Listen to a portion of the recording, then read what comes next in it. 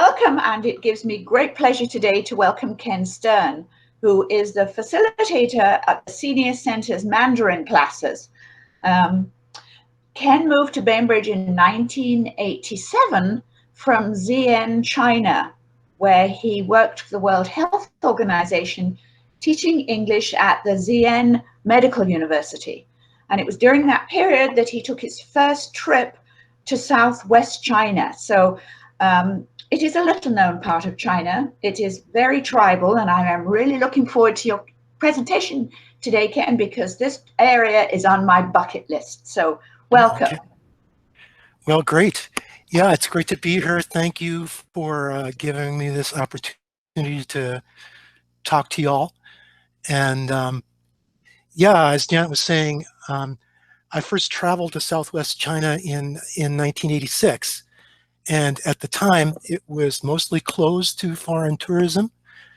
It's a mountainous area. And in 1986, the roads were poor. And there was no tourist infrastructure, so there were really just a few places that you could go. When I got back to the States in '87, I moved to Bainbridge and started a family, and I really didn't get back to this part of the world until 30 years later, when I retired in 2016. And since then I've been back there 3 times. I had another trip planned for next month, but that one has been overcome by events. So let me see if I can remember how to share things here, and I'll share with you some pictures. Yeah, so Ken, on the right-hand edge of that toolbar down at the bottom, there's present now, and then you just select the tabs that you want to present. Yeah, I think I got it. So let me know when you can see. Yes. Okay. So the Southwest is a part of China that Chinese have traditionally called Viet. So in the upper left is the Chinese character for Viet. Basically, this is a mountainous area that takes into account 3 Chinese provinces plus much of the mountainous area of Vietnam. Vietnam is the south of Viet. Nam is the Chinese and the Vietnamese word for south. So the image here is, you may not be able to tell what it is, but basically these are terraced rice fields. And this is sort of the image of terraced fields is sort of the iconic image for this part of the world. And basically they're used because, well, first of all, let me show you where this is. Here's sort of a very simplified map. The three areas in red at the bottom are the 3 provinces of Chinese Viet. On the left, next to Tibet, is Yunnan province, and in the middle is Guizhou province, and on the right is the Guangxi Zhuang Autonomous Region, or just simply Guangxi. And on this map, for some reason, they have Beijing also highlighted. It does give you an idea of just what a monster Beijing has gotten to be. But the areas in red are what I think of as Southwest China. I have another map that is kind of give you a little more context, although it's a little harder to understand. You can see Yunnan here, and then Guizhou here, and Guangxi here. Guangxi shares the Gulf of Tonkin coastline with Vietnam. So I like this map because it kind of shows you that Viet is part of a bigger entity, which is sort of the mountainous core of Southeast Asia. Can people hear me okay? Any problems with the mic? Okay. This map calls it the Southeast Asian Massif. Massif is a fancy word for high ground, a raised mountainous place. So I like this map because it shows you that it is a mountainous place, and it kind of shows you the surrounding flatlands. This white spot up here, and I don't know if you can see my cursor or not, is the Sichuan Basin. And here in Vietnam, there's a white spot by the coastline, which is the valley of the Red River, which is sort of the traditional heartland of Vietnam. Over here in Burma, you can see in white the valley of the Irrawaddy, and further south, the plains of Thailand and Cambodia. So really, all this to say that the highlands have always been a place of refuge for various peoples kind of running away from life in the lowlands. China in particular, the agricultural revolution happened very early, 2000 BC, in North China, in the valley of the Yellow River, and later spread to the valley of the Changjiang, the Yangtze, and to the Sichuan Basin. And as this happened, the people who originally inhabited these regions were pushed further south into the mountains, so that when you look at this place today, you find that the people are mostly not Chinese. They're what the Chinese call Shaoshu Minzu, which is it translates as minority groups, and it just really means that they're non-Chinese people who live in China. And there's 52 official minority groups in China, but really much more, because many of the groups that Chinese consider to be treat as a single minority group are really sort of agglomerations of much of other smaller constituent groups who usually share a language and may or may not acknowledge being related to some of the other groups. And I'll kind of give you a little bit of a rundown on, just sort of at a very high level, who the people who inhabit this region are. So these are Zhuang people, or at least the Chinese think of them as Zhuang. They are a fairly diverse group, but what holds them together is that they all speak languages that are related to modern Thai, languages from the language tree that linguists call Thai Kadai. And they live mainly in the Guangxi Zhuang Autonomous Region, but to a lesser extent throughout all of Viet, all of South China. The interesting thing about the Zhuang is that there are several Zhuang groups that speak a language that can be understood by modern Thai speakers, which is a really interesting thing. And it's been quite a journey for, I think, the people of Thailand. The Zhuang are somewhat akin to the lost tribe.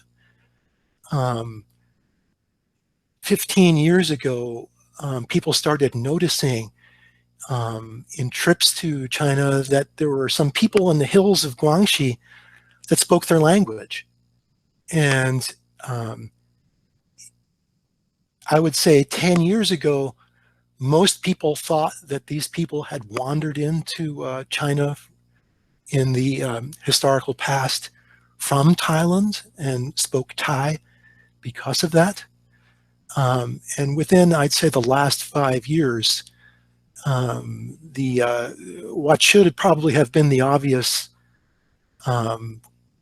explanation has become the accepted one in Thailand as well as every place else, which is that the migration happened the other way, that Thai speakers in Guangxi and throughout the Chinese Southwest wandered south into Thailand and brought with them their culture, which is sort of the nucleus of Thai culture. So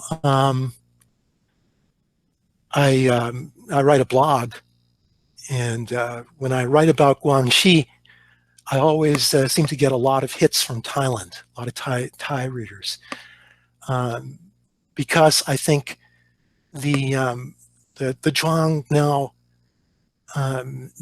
there's still this aura of the 13th tribe, but it's gone beyond that now to where most Thai people acknowledge that Guangxi is probably the cradle of Thai civilization in some respects.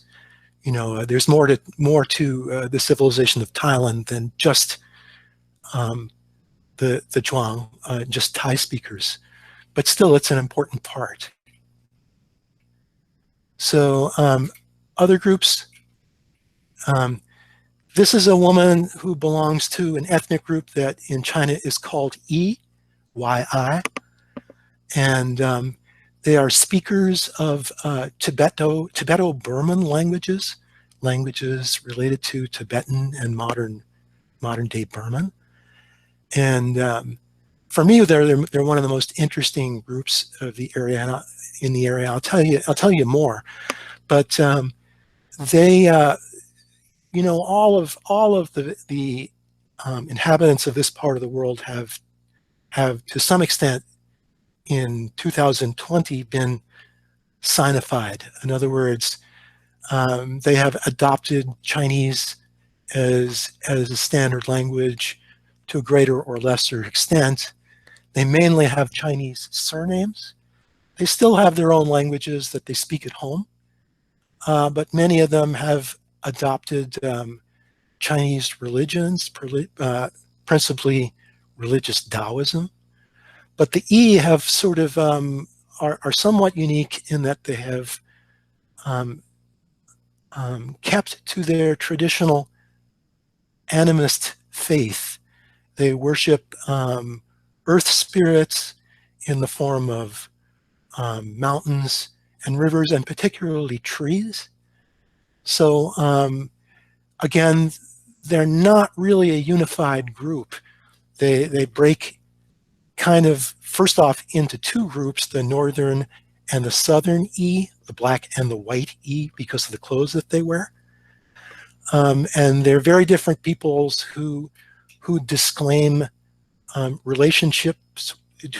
They don't think they're related to one another, but anthropologists, particularly Chinese anthropologists, see them as related to one another. And this kind of thing happens again in China, again and again, for reasons mostly of political expediency. The desire is to cede some degree of self-government to indigenous people. But to do that, it makes it very hard if you're dealing with dozens of small groups. So the solution has been to create larger groups that are sort of more amenable to self-government. These are people that the Chinese call Miao, M-I-A-O. We know them better, or at least one group of them better, as Hmong, which is their name for themselves, and also Hmoob, H-M-O-O-B. There are both Hmong and Hmoob communities in Seattle and other places in the U.S. and Europe. They live all over southwest China, but mostly in the middle province, which is Guizhou. And Guizhou has been traditionally one of China's poorest provinces, one of its more beautiful provinces. That's changing now. And I had a trip to Guizhou planned for October next month, but that's kind of been overcome by events. That's the only province of the Southwest that I haven't visited. This is a Yao person. The Yao are again a sort of a group of many ethnicities that share languages, although their languages are not always mutually intelligible. They live all over southwest China and Vietnam. This man lives in Vietnam. He is what the anthropologists call Red Yao, and that's because of his red hat, and also because of it's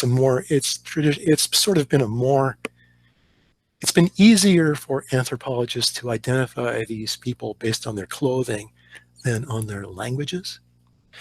The Yao are related to the Miao people, although again, they don't really see it that way themselves. But anthropologists and linguists think that the Yao languages, which are called Yumian, are related to the Miao languages. This man is Tibetan. Like many, very striking person, like so many Tibetan people. The Tibetans are, the original inhabitants. The Tibetan plateau was originally settled from India and Nepal, but saw an influx of people from Mongolia who brought Buddhism to Tibet, brought their own brand of Buddhism, Lama Jiao, to Tibet. So Tibetan people today kind of, they do look like what they are, which is a sort of a mix of Indian and Mongolian characteristics. So Tibetan people, Tibet is sort of the northwest border of southwest China, of Viet. And, the Tibetan plateau, I don't know if anybody's been to Tibet, but it's a very harsh place, very cold and windy and dusty all year long, and not a whole lot of land that's suitable for agriculture. So Tibet, for a long time, has overflowed sort of into neighboring countries, including India, Nepal, Bhutan, and China. So Southwest China is, in many ways, for non-Chinese people like us, it's in some ways a better place to see Tibet than Tibet proper is. There's a bit more Tibetan people have a bit more religious freedom and political freedom in China than they do in Tibet. It's a little counterintuitive, and I'll tell you more about that later when I show you some pictures from this part of the country. These are Nanshi people, Nanshi women. Nanshi are a group that live in Yunnan, around the city of Lijiang. And they're a really interesting group. They're not Chinese. They have their own very special culture, their own music, their own language, their own writing system, a matriarchal culture that's very different from Chinese. And I'll show you some more of these people soon. But I wanted to show you this map, which is one of my favorite. The distribution of ethnic minorities in Yunnan province. Yunnan, again, the western province of this area. And, you know, the province, each color is an ethnic group, and the key is at the bottom. And it kind of shows you just how diverse Yunnan in particular, but really all of Southwest China really is. You know, the map kind of looks like a Jackson Pollock painting, abstract impressionism, where the painter has kind of flung these colors at the canvas kind of from a distance, and they kind of hit the map and went splat. And it seems at first glance it's hard to imagine what could have caused something like this. But really what caused it is, well, one thing that's going on is that these people are stratified by altitude. So these different ethnic groups have sort of had different sort of niches, if you will, in the area. Certain groups have been dominant and occupied the river valleys, which are to some extent suitable for wet rice farming, whereas others have sort of specialized themselves for existence at specific altitudes. Some people, like the E, have practiced what we call swidden agriculture / and burn agriculture on mountain slopes. And other people, like the Aka, have over time learned how to wrest a living from hilltop land that will support only very hardy crops like flax and opium. So that's sort of some background on the area. Basically, again, you know, what none of these people are really native to this area. In essence, it's taken me a very long time to really appreciate this. But essentially, all of these people have been pushed from China proper into Viet. And basically what happened is that the agricultural revolution, as I said, in China happened very early with millet agriculture around 2000 BC.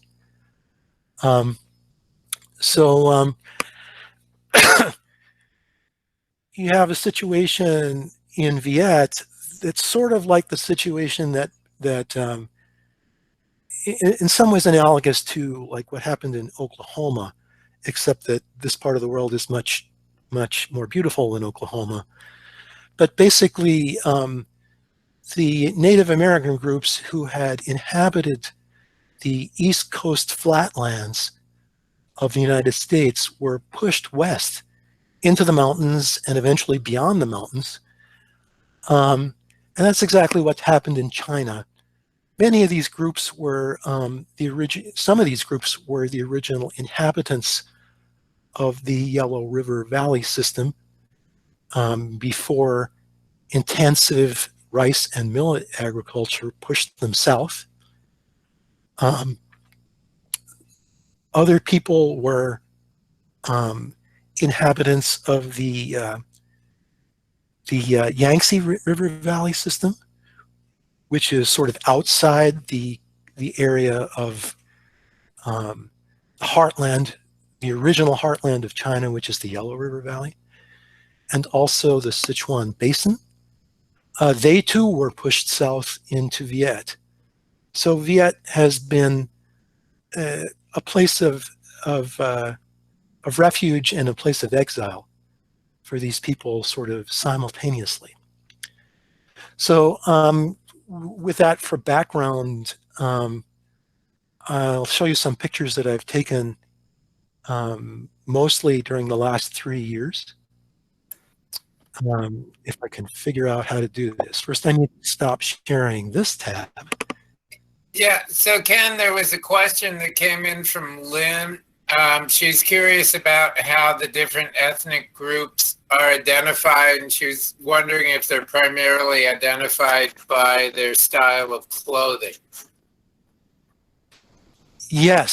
So I would say that at the highest level, Chinese anthropologists, the highest level is sort of that three or four part breakdown that I just gave you, where, you know, you have on one side Thai-speaking people, you have Tibeto-Burman speaking people, and you have Yao Miao speaking people.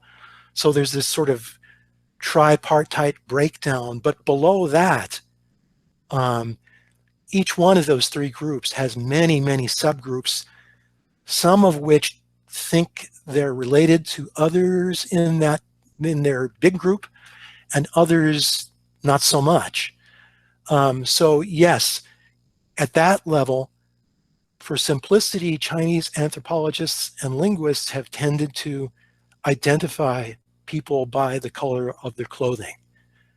So very often the color of their clothing sort of maps to the languages that they speak. So for instance, with the Yao people, they tend to be broken down into red Yao and white Yao and flower Yao, and there's half a dozen others. But those people all speak languages that are associated with the color of their clothing. As we're running out of time, would you like to do a presentation on Tibet in 2 or 3 weeks' time? Sure. Because it looks fascinating. Sure. I think that might be a good answer to the quandary of what shall we do with the time. Because I'd love you to come back. I have been, you have some wonderful photographs and some lovely stories. I have been in northwest China, past Urumqi, and seen the Buddhist religion, but it would be nice to investigate that area too. So I want to really thank you for coming today. Thanks for inviting me, and I look forward to seeing you again on the 22nd.